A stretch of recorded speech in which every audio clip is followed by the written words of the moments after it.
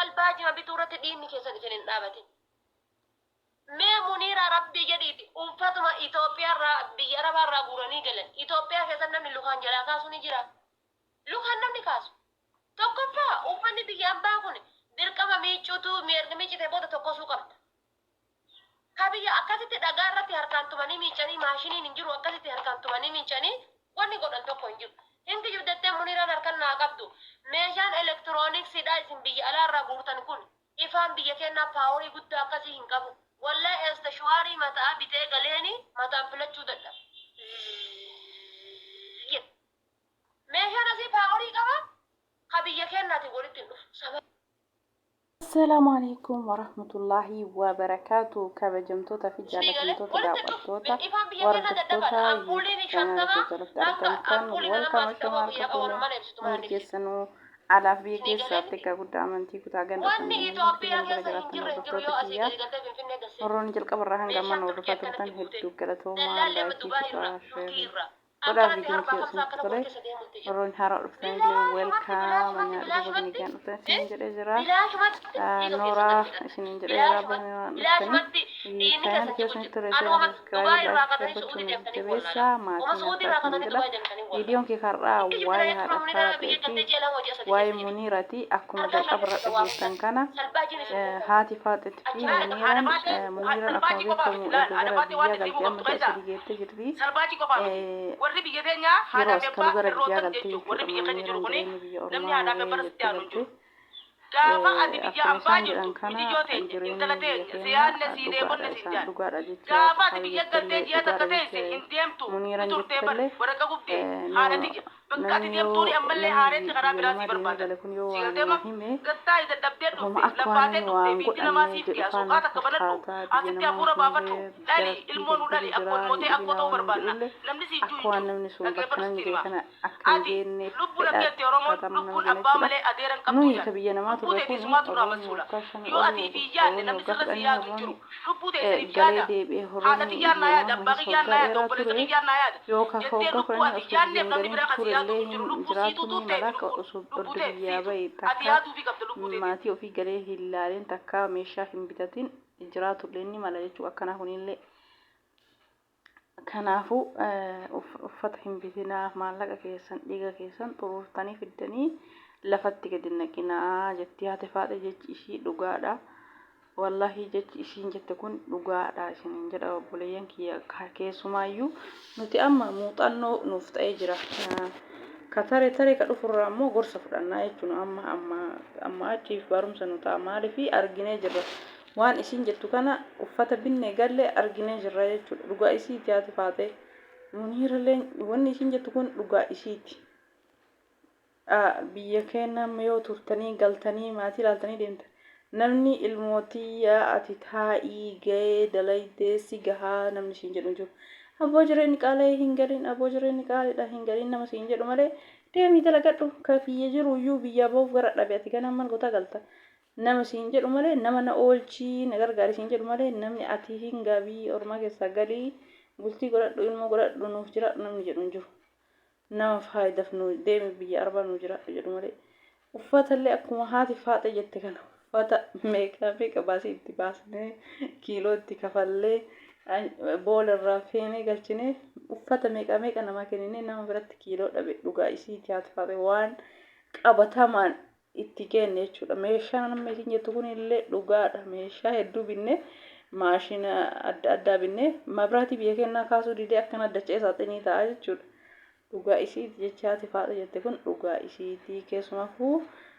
qimamii mana madaamii ka amma haaraa dhuftee jechuudha horra haaraa dhufe horra hoggaa lama horra hoggaa sadii horra hoggaa tokko kan amma haaraa dhufe ilaallataa jiru jechuudha nu amma yoo abbaan beekati hin dalage malee arginee jirra miidhaan buttuu guuruu maal akka inni qabu miidhaan maashii biyya namaati waa guuruu maal akka inni qabu arginee jirra haa ta'u bilbiluma osoo bitanne harki kanallee bakka yoo ta'ellee homa shaanxaa ittiin yeroo xiyyaara seenu kiiloon heeyyamame qofa qabannu malee sanirra bitanii haranii akka duraa kan galchuuni hafuu qabaa abbaan maallaqa kii qabadhe lamma meeshaan akkuma haati faate jette kana meeshaa hedduu binne maabiraatii humna kaasuu dadhabee akkanatti deebi'ee taa'utu jira.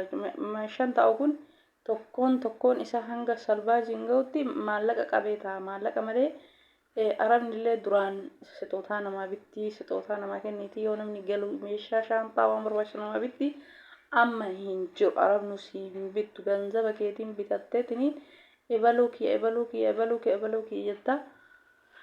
Akkasii jechaatti faadhaa irra fayyadamaa. Gorsi isii gorsa kun gorsa bareedaa. Homa jiru wanni kun homa jiru maaliifi maallaqa keenya qabannee gallee waan barbaachisu biyyatti bitachuun wayyaa. Uffata biyya fakkaatu moodeelii biyyaa wal fakkaatu jechuudha. Yoo nama keessa laga dibaan nama saalfachiisa. Dhugaa uffanni biyya arabaa kun jechuudha. Asiin durallee ani viidiyoo keessa dubbadhee jira. Uffanni biyya arabaa kun yoo amma qaamni keenya furdaa waan ta'eef yoo godhannu qamisimmaan kun yoo godhanne amma xiqqoon nurraa bareedame gaafa biyya gallee qannasne eenyummaa ni qannasa jechuudha. Akka biyya arabaatti galatti hin taa'u jechuudha. Qilleensa manatti ukkaamamnee ta'e nu fayyadnu jenna malee furdinaa miti qaama namni marti baatee deemu furdina isinitti hin fakkaatin.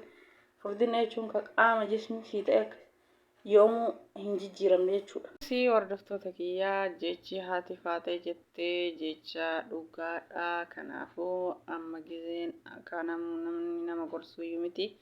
Kaabbaanu achi ilaalee argee waan san maallaqa ofii qabatu gizee amma biyya namaa deemanii biyya of keessa jiraatanii kan nama fayyadu maallaqa malee humatti akka bututtuun salbaa jennee biyya arabaa isiin jette kan binni kuni maallaqa qabatee taa'aa jechuudha. Namni yoo biyyatti galanii namaaf godhaniin illee waan ati gajjettee lafaa fidde itti fakkaata malee akkamii akkasitti fidde simaaf rabbitu walitti beekaa jechi haadha faatee dhugaadha. Keessumayyuu qamamiin haaroo dhuftan jecha kana sirritti horri biyya gariin horri meeshaa hin bitin.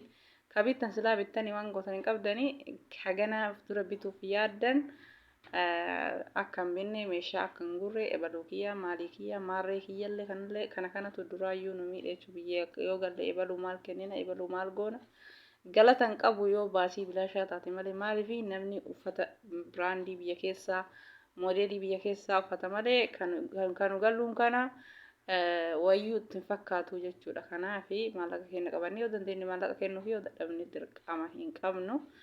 Akkasii ittiin hamatamu malee galatillee hin jiru. Ani waan ofii kiyya argee fi jechuun marraa lama argee jira takkaa miti marraa lama jechuudha.